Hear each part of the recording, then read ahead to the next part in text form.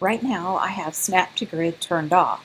So if I try to create an object, you can see that I can place my cursor anywhere I want and I can create that object.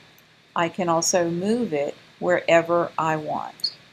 If instead I turn on Snap to Grid and come back over to create an object, now even though my cursor is here, do you see how it moved itself out to the grid lines and it put it in the grid lines?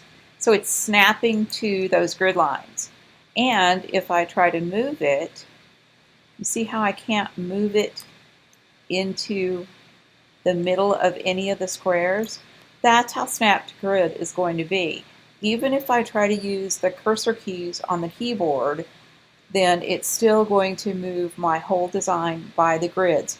Now I made my grid lines really big. My grids are 1 inch grids with no divisions in there, so that it was really obvious to you how this would work. If you have more grid lines in there, then you will find that the jumps that it makes are smaller, but it will still be jumps that may or may not place something in the spot that you want it.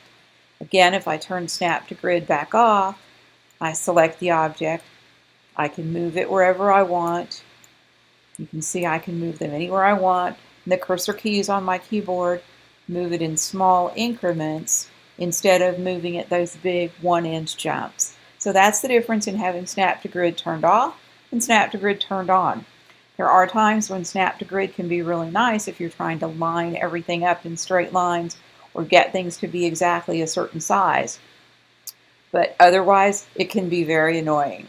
So Snap to Grid on, Snap to Grid off, depends on the project that you're working on.